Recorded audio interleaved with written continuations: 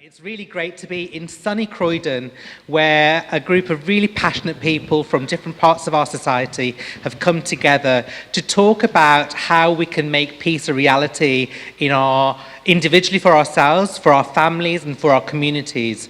And really what's been special about today is that we've been hearing about the efforts of not just recognising today as International Day of Peace, but actually the 365 days and the relentless effort individuals are making to make peace a reality. So we've heard some amazing examples of the efforts people are making, the efforts the organisations are making, and I'm really, really pleased to have a panel representing the various organisations in our community. So we have Christine Waite from the Peace Education Programme, part of Peace Partners. We have Adi Mumeni as well from the Begin to Sports group, CIC. We have CEO and founder of Peace Partners, Julie Hammersley. We have Ella Matheson, trustee of Tutu Foundation. And we have Shanika Benjamin, who is the founder of Young People Insights. So thank you, ladies. Amazing to have you. Actually, I must admit, this is the first time I've been on a panel where I'm the only man. And actually, how great that is. So, I'm going to start with Shanika. Shanika, I mean, your poetry was truly amazing. And if I say one thing, I think you should do your own show when your book is published, where you actually take people through every single poem that you write and the stories behind them, because I think they are really, really powerful. And they really made me reflect about, as much as having been a doctor, I'm always learned to try not to judge my patients and to think more broadly. But actually, we all do it. And we do it at the time when we are most vulnerable, when we are most tired, when we don't want to, but actually, subconsciously, these things come in. And I think your poetry really kind of reminded me of how much more of an individual effort I need to make. Talking about young people, how is it that when people are so locked in the perspective that they're from, what is helping them unlock where they're at to actually explore a different perspective? I think trying to find that is a struggle. I don't think a whole lot of them are, unfortunately, unlocking that. I think, but the way to, do that is the key thing is to meet them where they are. It's what I'm trying to work on doing a lot more now, because when you do that, that helps them unlock it. But I think the arts is a great way of doing that.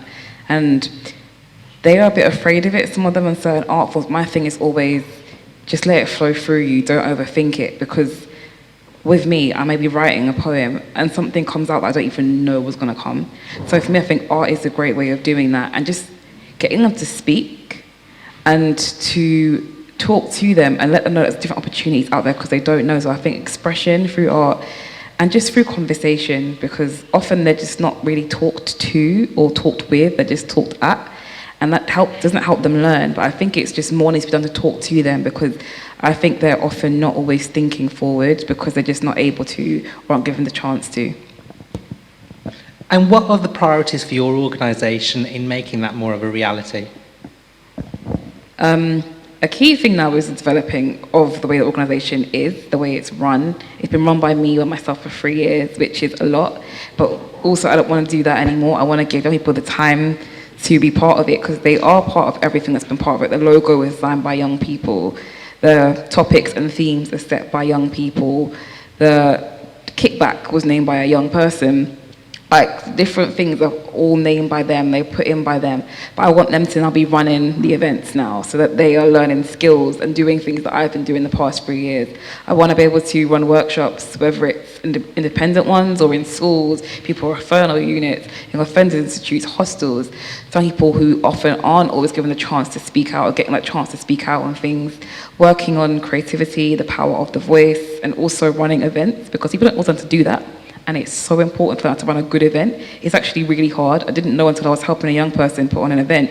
And I was going through all this stuff, and he was like, it's a lot. And I was sitting there thinking, no, it isn't. And I was like, oh my gosh, it really is. But because I've been doing it on my own for all this time, for me, it just feels easy now to just help them do these things so they can do it well, so that they can support my organisation and work with that, or go out and start their own organisations, their own events, their own things, so that they're making a difference in the world, so that they could be called upon rather than it being Shanika, because I'm not that young of a person anymore. Like I look young, but that bracket of a young person that they put on, I've fallen out of the age bracket. So like, I need more young people to be out there so that they're being seen and their voices are being recognised, because they're so key and so important. And I'm just one person, but there's so many amazing young people out there, and they need to be heard and they need to be seen. And I hope I can elevate them to do that, so they can take over the running of my organisation, which actually they will take over running my organisation themselves, because I plan to step away in 3 years' time. They will be running it, and they can pass it on to.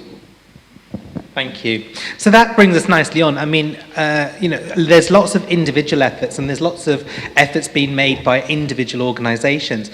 And Ella, this is a question for you with regards to the Tutu Foundation and the work that you're doing. How important are partnerships for your organisation, and in what ways can people reach out to the Tutu Foundation to partner with you to make peace a reality in their communities?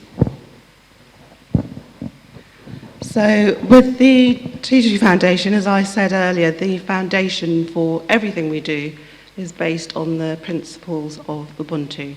So if you feel you subscribe to that and you feel we can work together and create a relationship, then by all means do approach us. The website is Tutu Foundation UK. We do go through quite a stringent process, as I'm sure you'll be aware. And it's not so much what we can do for you, but what you can do for yourselves and your communities, what you're already doing, and how whatever you do aligns with the philosophy of Ubuntu. If we look at the divisions that happen currently in the UK, what specifically are you doing to change that? Are you working with young people? That's one of our main criteria, that it has to be youth-led. We've already seen how powerful it is for young people to take up the baton of leadership, and we're just there to support them in that. We're seeing evolutionary leaders coming up all the time. Some of them are coming up through indigenous populations all over the world, and I think that's what's most crucial. Taking it back to London, it really is about developing relationships. We have relationships with all sorts of people, and because what we do is framed by the Truth and Reconciliation Committee that Archbishop Desmond Tutu chaired, we are at the stage of meeting people that we would ordinarily not want to talk to. Earlier we experienced the segment that Kieran ran for us. And we sort of rush through life not connecting. We have very busy lives, and sometimes that's the focus. But if we take ourselves slightly outside of that, and we imagine that photograph for the first moon landing, in that picture that, I can't remember the name, it just escapes me right now, who took the photograph. I think they debated that, didn't they? Somebody saw it, and then somebody else said, take the picture. Anyway, I'm sure you can all visualise that. And if you can see the Earth as this tiny, tiny planet, it's a huge responsibility that we have to take care of that planet. And we're all just moving along in this space and time, doing our thing, and at the moment she's burning, she's crying, she's dying, and she needs our help. So as I mentioned before, Ubuntu is about all of our human connections. It's about our connection with nature, with the stars, with the planets. Everything that makes us human breeds that connection.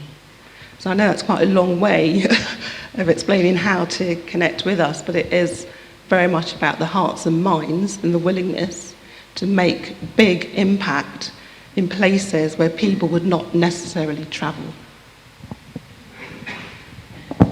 Thank you. Adi, now sport, one thing that I got from your story was where you found a talent, your strength, and identified with that to make so much more possible, not just for yourself, but actually for people around you. What advice would you have for other people who are really struggling to see their own strength? You know, many people who, you know, they don't have a job or they don't know what to do after leaving school, they think that they're rubbish at everything. What advice would you have for those people in terms of trying to get in touch with their strength? Thank you. I think in terms of getting into your own strength or finding your ability is to, as we all saying, finding that peace, isn't it? What will make you happy? Leaving school without any job, you said, is probably get involved with maybe your local council, have a look at the sport providers within your local authority. Within Begin to Sport Group, we usually do things like life skills, where we mentor the children or the athletes, and we encourage them to have some few hours in coaching children with the intention of hoping that by the time they finish sixth form, they have an idea of what to do when they go into university. We actually, one of our athletes in LSU at the moment got a scholarship. While she was applying for university place in London, she wasn't sure what she really wanted to do. We spoke with her that there are options. She's very good at sports. She reckoned, okay, if I stay in this country, what is my options? If I go abroad, what is my option? We gave her all of the two options, and she offered to take university in America. So we walked through the process of beginning the SAT, SAT process, applying to university in America. Fortunately, we got a good response. Now, choosing the subject was quite difficult for her. So I said to her, look, you're very good in English communication. You've already attained 9 A stars in your 9 A's in your GCSE. You've got 2 A's and 1 B in your A level. In literature, principally, try communication, mass communication, and you have the option to have minor as sports coaching. And when she applied for that, she opted for those two, and now she's doing well in her second year now in LS in America. Again, not even only that, we've got another child, she's 14 years old. She just finished her GCSE as well. She attained 5 A's and 1 A stars and 1 B in history. Now she's doing her A level. She's only 14 years old. In the tennis school where she got a scholarship, they encourage her with our input at coaching the younger ones, just giving her time to feed balls. And yesterday, during training, she said, oh, coach, you know that I actually went into class teaching Spanish and Spanish and French with the younger ones. And I'm hoping to probably study teaching psychology or teaching history or teaching, degree. So she found her own level of that way. So it's the same. We always go down to university, principally Roehampton, where I did my first year, and I'm trying to collaborate with the convenience in there, hoping that at some point we can come in and display what we offer, with the hope that we can get some students that can volunteer for us and give them what, spend our time giving them the experience that is required, and then hoping that they can continue what we're doing in future. And I think that's probably the way forward for us, I think. Thank you. So I'd like to open it up to the audience. Does any of you have a question for our panel? Does being a facilitator for peace education program take up very much time? And what do you get out of it? We've heard what everybody else gets out of it, but what do you get out of it? I'll answer the second part of your question first. I alluded to that when I said how it's a privilege to witness people transforming, to witness people learning, to witness people changing, applying what they've learned from the Peace Education Programme.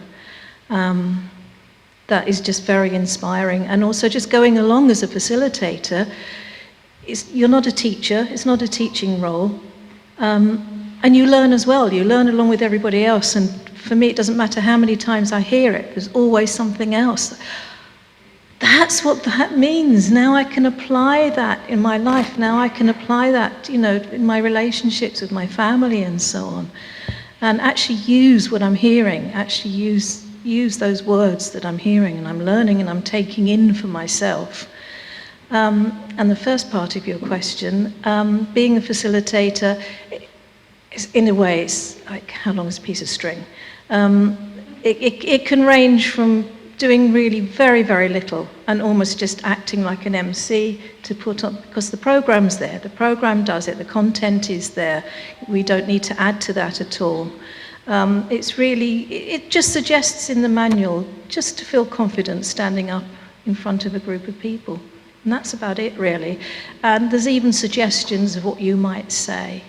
And when we ran the training session here back in May, my colleague and myself, we deliberately just used the wording that was in that manual, just to let everybody else know that it hadn't come from us, that it was that simple to do. So thank you for the question. Ella from the Tutu Foundation. I'm really inspired by Ubuntu. Do you have speakers who would travel to different parts of the UK?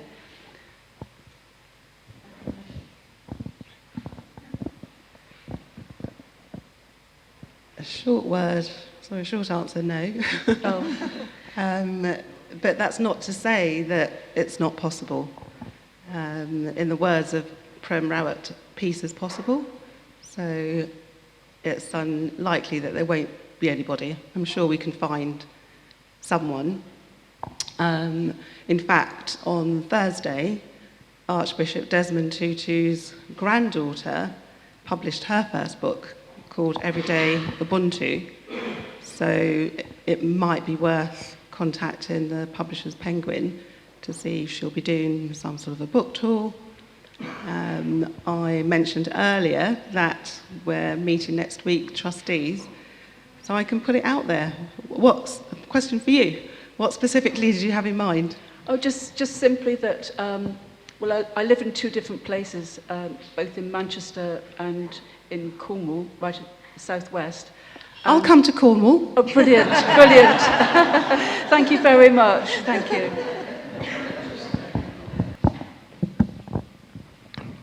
Thank you for your words already.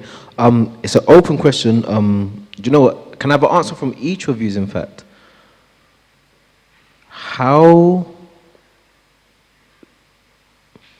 What is it you would say to anybody that's watching or hearing or that will see this afterwards, especially the females, to kind of dig deep and pull out this focus towards peace? What would be your advice or a quote or Great question. I'd say take the time to get to know yourself, really understand who you are, understand your flaws, understand what you're good at, understand what you can bring to the world. And once you are more at peace genuinely with yourself and know yourself and with everything, you'll be able to come with more peace in the world because you're not fighting with who you are, you're not fighting with your struggles, you're not fighting to try and be anybody else. I think a lot of people are out there trying to be someone else, and when you're doing that, you're going to be out here doing any kind of madness or getting caught up in any kind of thing or acting in ways that aren't becoming or making you happy. So just figure out who you are, and when you figure that out, just learn to love who you are. Like, I am flawed as hell, but I am beautiful and I'm wonderful and I love me and I'm a great company. Like, I can be on my own, have my own dates of myself, and it's great. So get to know you and just really love you. And when you do that, you will show so much more love and care to others. Thank you. Also, where could we find you and for the rest of it? Oh, where can you find me? Well, Google. the females that will want to be reignited with their passion. Oh, where can they find me? Google me, Shanika Benjamin, Shaniquiqua.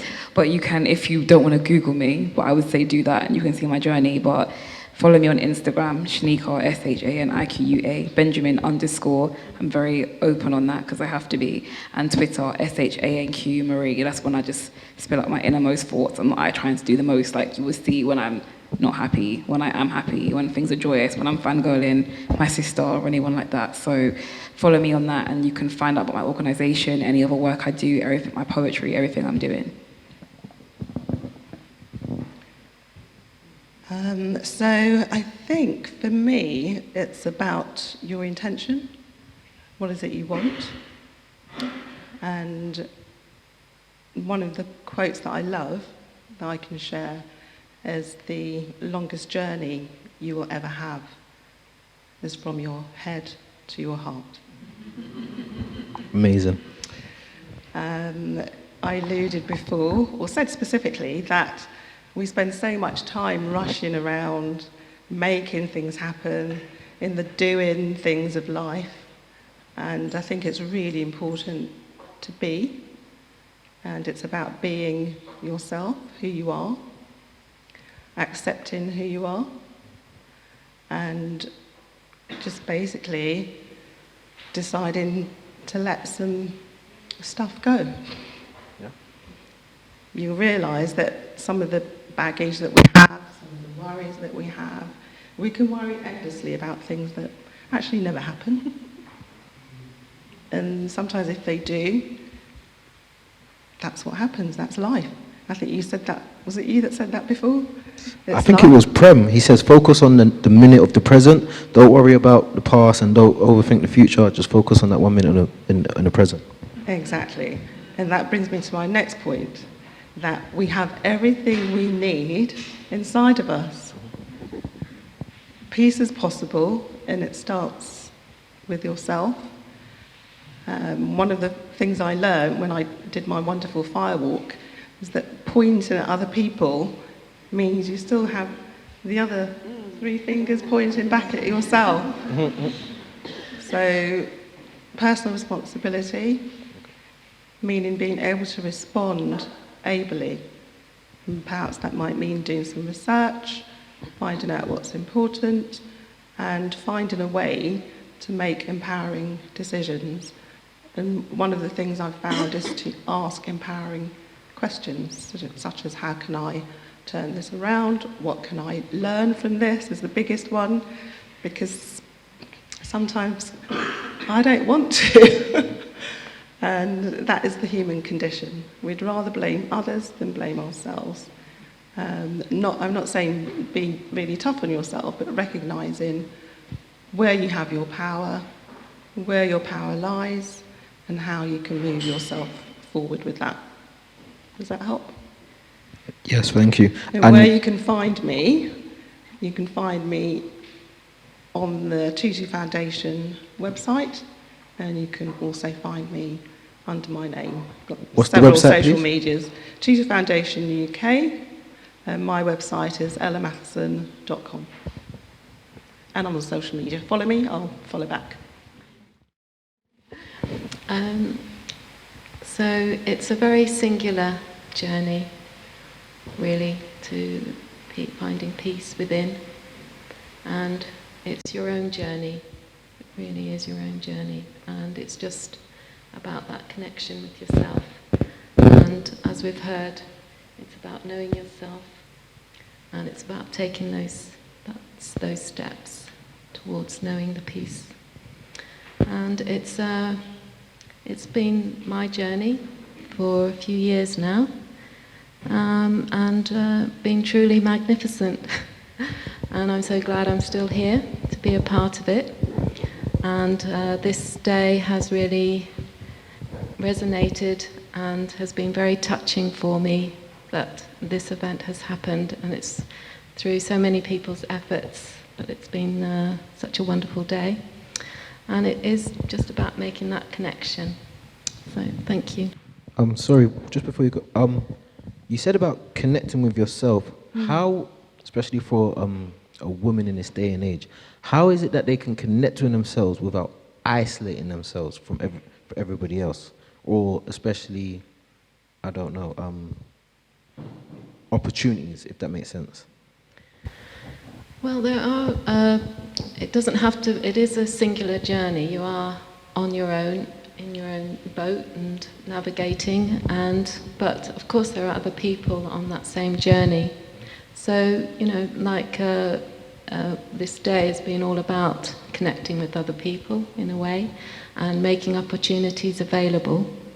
So it's about not being, that fear can sometimes come in. Say, oh, you know, you might be a shy person or not able to really engage. But it's about taking that step so that you can feel more connected. I mentioned a few things this morning, how I happen to be here, looking for that safety, safe nest with a 2-month-old baby, looking for peace. I know now that the peace is actually inside me, and I'm so glad that acknowledging that I found the peace, even after having 2 more kids, making 3 girls, teaching them what I know, where I came from, how I happen to be me. Well, I think it's a fantastic thing to acknowledge, and knowing that the more I do what I do best, the more I do what I enjoy, or I enjoy what I do, that peace will always be there. But still, at some point, I was just putting a barrier through. That peace wasn't enough, was it, for me? Because I have not actually achieved what I enjoyed doing at the time until I found Begin to Sports Group. When you come to the track or you come on the grass where I'm teaching, this is not AD. This is like, another AD, because I find peace when I'm teaching the little ones, When they said, oh, Coach AD, I like doing that. I've had so many testimony from the little ones up to the parents saying how their life has changed. Some of them losing weight. They've been called, you're fat, been bullied at school. Coming to my program had actually boosted their confidence. Some of them had actually gone through witnessing or been in a knife crime gang area. Coming to my program had actually changed them from having that hatred or anger in them, being a good sportsmanship. So I'd find that peace inside me, finding Begin to Sport Group, and whether it's voluntarily teaching the school and expressing what sport is all about and how it can help you to become a better person in future, or teaching them how to be what they really want to be, and even made me find the peace more inside me. I would say, listen to that voice that's inside of you. Some people might call it their gut feeling. Some people might say it's the voice from your heart. Listen to it and trust it. And what I feel from a lot of, if we're talking specifically about women, there have been so many strong women, examples of strong women here who must have followed that and trusted it. And it's very easy to listen to this. It's very easy to listen to what other people say to you. But listen to yourself, and then find that peace within yourself, explore it and discover it. I just wanted to share a few reflections for me that's happened from today. And, what we've heard is that peace is not just for one day, but it's good that we've had one day to really think about how we make peace a reality for the rest of the days to come. And we've also heard that peace, it can happen. There's international peace, there's national peace, there's peace at the community level, which has been a great focus of today, especially here in Croydon, but hopefully for those of you who are watching, for the communities that you're a part of. And then there's peace in families. We heard about domestic violence today. And then there's peace with one another. And then there's a level of peace, which is a very fundamental level of peace, which is that peace from within. And for me, what I've heard is that there are so many projects that are trying to make peace possible, and each of them is addressing a different sphere of peace. And not one of them on their own is going to achieve peace in entirety. And I think what we learn from today is actually partnerships is really crucial. And at the center of those partnerships is the individual human being and the dignity with which that they can recognize themselves because of the dignity that they are treated with. The fact that, as Shanika was saying, about knowing who you are and then expressing who you are to other people because you recognize who they are in a very human form. So I really think that it's been an incredible day.